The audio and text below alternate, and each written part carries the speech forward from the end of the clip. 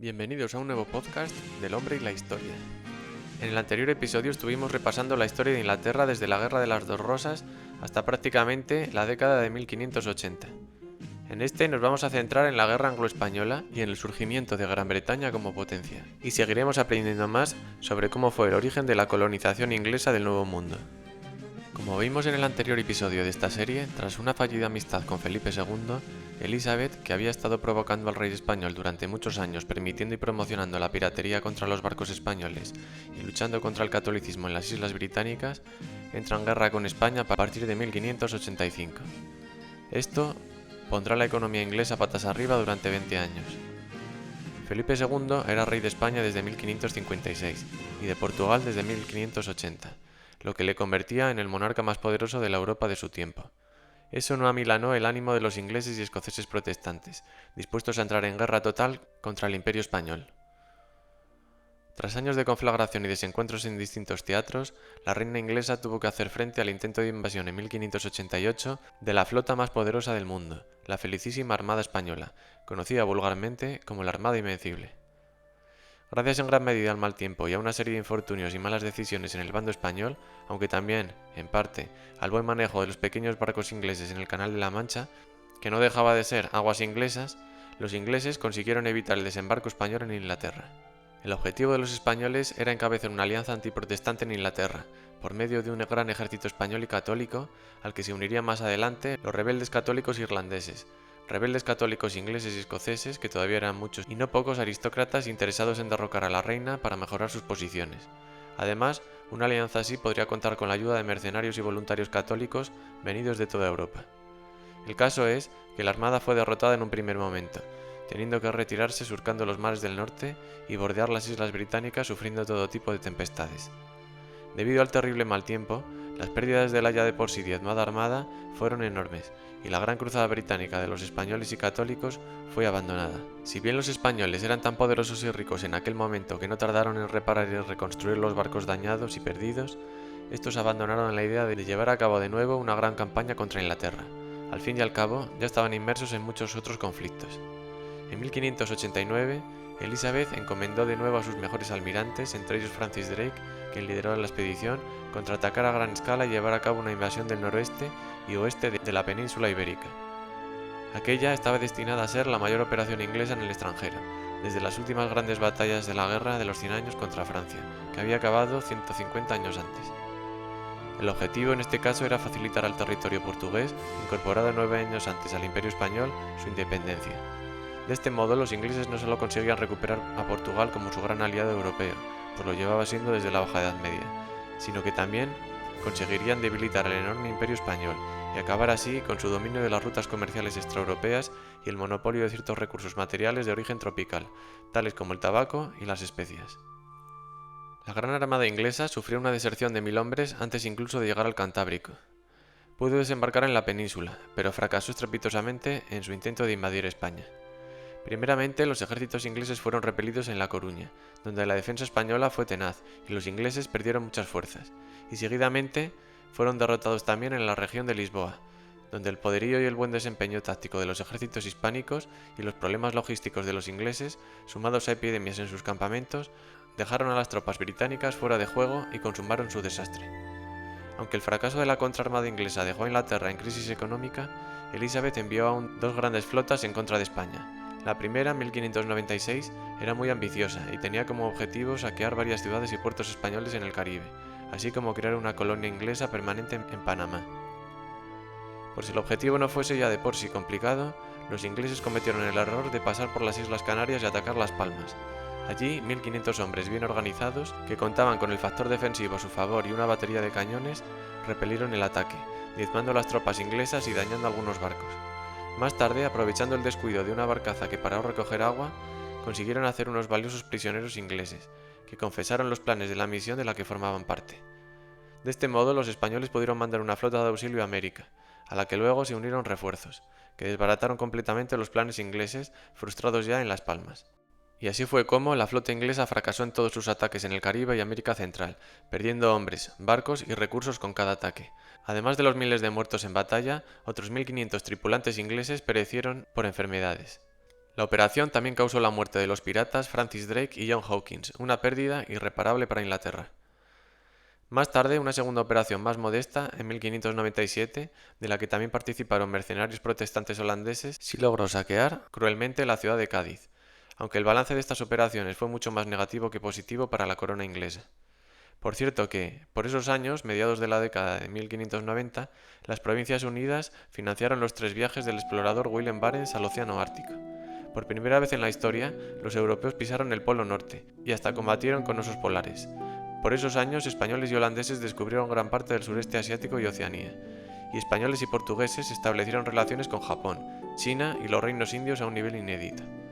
Poco a poco, los mapas de las grandes potencias europeas fueron despejando las mayores incógnitas respecto al globo terráqueo, aunque Australia y la Antártida, por ejemplo, no fueron bien descubiertas hasta el siglo XVII. Felipe II, por su parte, envió también otras 2 expediciones de castigo contra Inglaterra, la primera de las cuales logró desembarcar en Cornualles y saquear los territorios circundantes. La segunda flota naufragó en Finisterre debido a un temporal y no pudo llegar a su destino. El conflicto armado entre ambos reinos fue agotador y se prolongó durante toda la década de 1590 y principios del siglo XVII.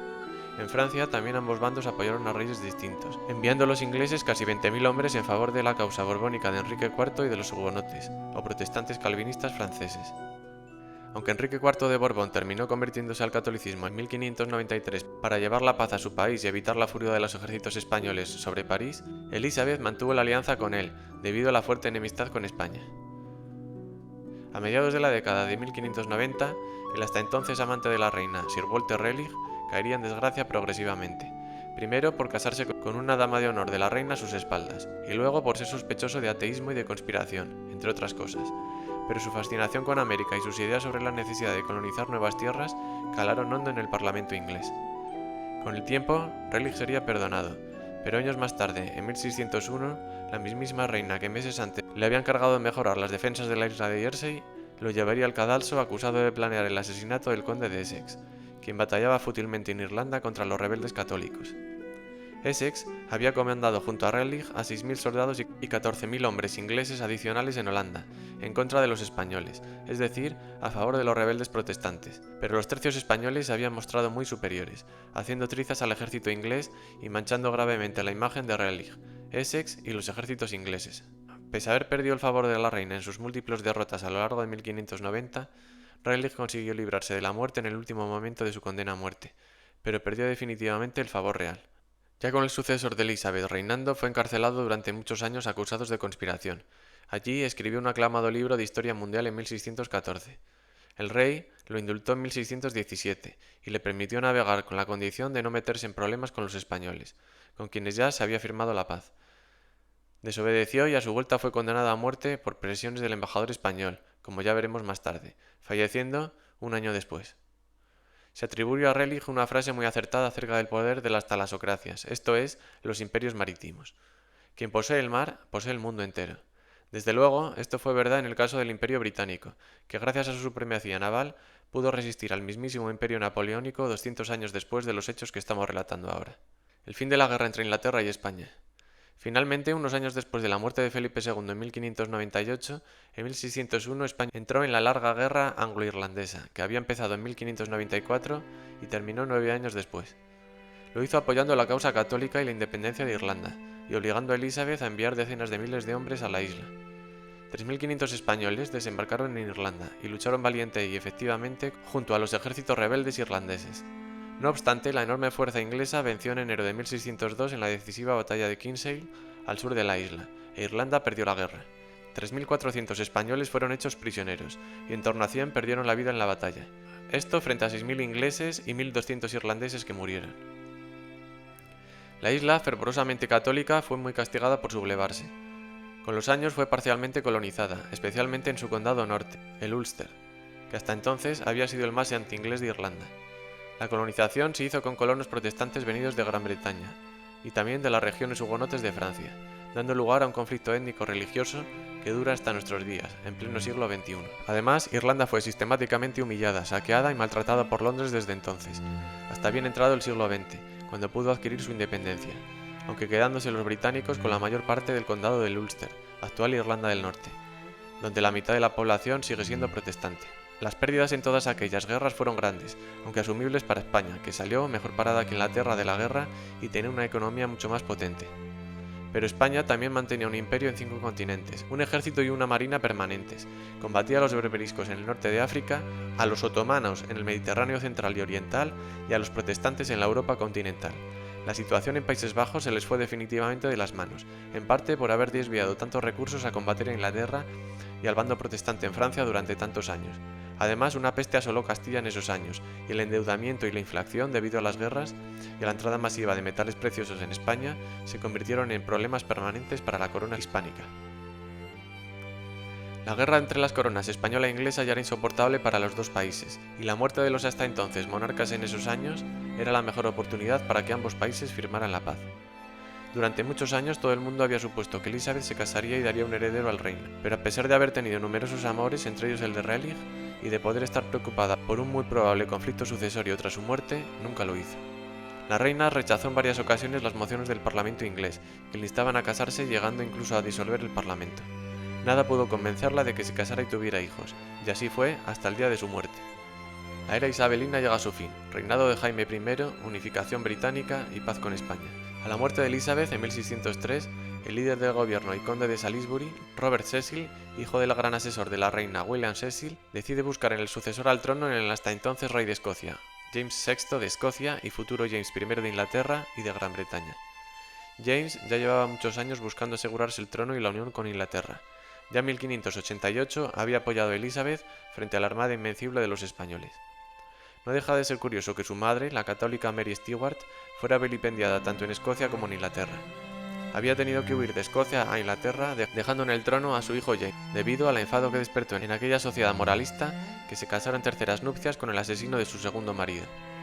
En Inglaterra, Mary Stuart había sido mandada a apresar y mantener confinada durante 18 años en distintos castillos, para luego ser sentenciada a muerte por orden de la propia reina Elizabeth en 1586. Lejos quedaban los 5 años de reinado de Mary Tudor. Tras casi medio siglo de reinado, la reina Elizabeth se había salido con la suya en materia religiosa. En 1585 había aprobado una durísima ley que condenaba a muerte a aquellos sacerdotes católicos que se hubieran ordenado tras su ascenso al poder en 1559. Debido a la fuerte persecución, al envejecimiento del clero católico inglés y a la identificación de protestantismo y patriotismo durante la dilatada guerra contra España, Inglaterra ya era un país mayormente protestante en 1603. Al fin y al cabo, a nivel religioso y teológico, el único gran cambio que introducía el anglicanismo en esos años era el de cambiar la máxima autoridad del Papa de Roma por la sumisión a la monarquía inglesa. La mayoría de antiguos católicos se adaptaron mucho mejor a la reforma de lo que lo hicieron los calvinistas ingleses, los llamados puritanos, que se negaron en su mayor parte a aceptar la uniformidad anglicana e incluso la existencia de esa iglesia nacional autoimpuesta. James I Stuart, o James I Stuart, que es más usado, al que en España hemos conocido siempre como Jacobo, hereda el trono inglés sin que nadie ponga abiertamente en duda su legitimidad como rey. Para acceder al trono es obligado a pasar del calvinismo presbiteriano escocés al anglicanismo inglés. Quizás fue menos anticatólico que su predecesora en el trono, pero también fue un ferviente protestante, y no facilitó el culto católico en una isla cada vez menos tolerante en materia religiosa. Fue un monarca sumamente culto, y apoyó el desarrollo de las artes. Mandó traducir la Biblia, y esta versión conocida como King James se convirtió en la oficial de la Iglesia anglicana desde entonces. No obstante, el nuevo parlamento le era muy hostil y dificultaba su gobierno en varias materias. En 1605, el rey tiene que hacer frente a la famosa conspiración de la pólvora, orquestada por el católico Guy Fawkes y otros mártires. Todos eran llevados al patíbulo, muriendo con ellos cualquier esperanza de restablecimiento del catolicismo en Inglaterra. Durante unos años se recrudece la represión anticatólica en la isla, pero a los pocos años ya se suaviza y el monarca se vuelve bastante más tolerante con los católicos que con los calvinistas puritanos, a quien ve como un incordio. En consecuencia, en 1603 se crea el Reino de Gran Bretaña con la unión de las dos coronas, escocesa e inglesa, incluyendo también a la ya sometida isla de Irlanda. Se disuelven ambos parlamentos y se crea uno al estilo inglés, con una Cámara de Lores y otra de Comunes con poderes muy limitados frente a los del monarca de turno. El Parlamento, establecido en Westminster, incluye a representantes de los 3 grandes reinos en proporción a su peso demográfico y poder: Inglaterra, Escocia e Irlanda. La bandera inglesa de la Cruz de San Jorge, que históricamente hasta entonces había convivido con el pendón de la corona, que en el siglo XVI combinaba el estandarte inglés de los 3 leones con las flores de lis sobre el fondo azul de Francia, sustituye definitivamente a las anteriores como única bandera inglesa. A su vez, en 1606, La bandera inglesa se junta con la escocesa formando una bandera conjunta, la Union Jack, una nueva bandera para un nuevo reino unificado de Gran Bretaña. El país se transformaba y modernizaba en todos los sentidos, también en cuanto a sus símbolos nacionales. Nada más tomar el trono, James es consciente de que para evitar la ruina de su reino debe cambiar la política exterior de su país y firmar la paz con España. La situación en España tampoco era la mejor del mundo, como ya adelantábamos antes. Así pues, en 1604 ambas potencias se sientan a negociar con mínimas exigencias y firman la paz con el Tratado de Londres. España se vio obligada a reconocer la soberanía protestante en toda Gran Bretaña. Y no solo eso, sino que asume que en la isla no habrá derechos asegurados para los católicos, obligados a esconder su fe o a practicarla con dificultades durante los siguientes 2 siglos y pico. Por otro lado, Inglaterra también cede con respecto a Irlanda y se compromete con España a tolerar el catolicismo en la isla, así como a permitir la libre designación de obispos. Asimismo, James accede a no seguir apoyando a los rebeldes protestantes de los Países Bajos y a respetar las posesiones españolas en América y Europa. La paz fue efectiva durante 20 años, hasta 1624. Esto también facilitó una tregua de 12 años entre España y las Provincias Unidas protestantes, que luchaban por su independencia a partir de 1609. La fatigada España pudo respirar pues en el norte de Europa desde 1609 hasta 1624. Es en ese año cuando estalla la Guerra de los 30 años en Europa Central. En Inglaterra, la amistad de James con el embajador español despierta mucho rechazo entre los calvinistas puritanos, que ven que el rey está mucho más cerca de ser un católico que un calvinista. La ejecución del anti-español Sir Walter Raleigh, a petición del embajador español, pone en pie de guerra a los puritanos. La amistad del monarca y de algunos de sus ministros con España llegó a tal punto que se arregló durante muchos años un matrimonio entre su hijo Charles I y la infanta María Ana, hija de Felipe III. No obstante, el estallido de la Guerra de los 30 años y la reanudación del conflicto religioso llevó dicha alianza al traste. ¿Por qué colonizar América? Aprovechando que españoles y franceses empezaban a estar muy volcados en guerras de todo tipo en Europa y el Mediterráneo, los ingleses estaban decididos a seguir aumentando su poderío militar y a entretejer nuevas redes diplomáticas y comerciales a nivel mundial. Los británicos se enfocaron en seguir mejorando su flota y el comercio exterior, vital para el fortalecimiento de su corona. También se continuó modernizando el país a nivel de infraestructuras, algo que habían sabido hacer los monarcas ingleses anteriores. Pero claro, lo ideal a nivel de balanza comercial es exportar más de lo que importas, y los ingleses tenían difícil crecer en cuanto a producción de bienes materiales, en tanto que el territorio y la población de Inglaterra, Gales, Escocia o Irlanda eran limitados, y una vez dominadas las islas británicas había que seguir creciendo de algún modo. La nueva Gran Bretaña tampoco tenía fácil expandirse por Europa sin desencadenar grandes conflictos de los que podría salir mal parada. Por eso, años atrás, Elizabeth I no se había planteado, por ejemplo, reclamar el trono de Holanda ni volver a obcecarse con recuperar territorios históricos en Francia, una neura común entre la nobleza inglesa desde siempre. Abrir nuevas rutas comerciales era una necesidad para los ingleses, pero buena parte de los mares y océanos estaban ya en manos de terceras potencias con las que había que evitar un conflicto directo. La corona británica y las compañías de acciones como la de Moscovia, de la que ya hablamos en el vídeo anterior, ya se habían dado por vencidas con los pasos del noreste y el noroeste. Asimismo, el rey James no quería volver a hablar de problemas con los españoles y prohibió terminantemente nuevos ataques contra los territorios hispanoamericanos. De este modo, emprender colonias cerca de los territorios bajo dominio español quedaba también descartado para la corona. La presencia hispánica en África también era notoria, por tanto, las únicas opciones de Inglaterra pasan por poner las miras en Norteamérica. No la parte sur, con presencia española, sino como mínimo en la zona de Virginia, donde ya se había intentado años antes establecer una colonia en Roanoke. La aventura de establecer colonias en América del Norte era muy atractiva, pero también enormemente arriesgada. Solamente financiar la partida de varios barcos cargados de avituallamiento, personal de navegación, funcionarios, soldados y colonos ya suponía un gasto descomunal para la tesorería británica. Luego encima habría que mantener dichas colonias, que al menos durante unos años resultarían deficitarias y muy caras de mantener y de defender. Hay que entender que por aquella época los distintos reinos europeos tenían estados crecientes, pero todavía muy reducidos. El poder de los monarcas todavía seguía siendo limitado dentro de sus propios territorios y muy disputado y compartido con la alta nobleza.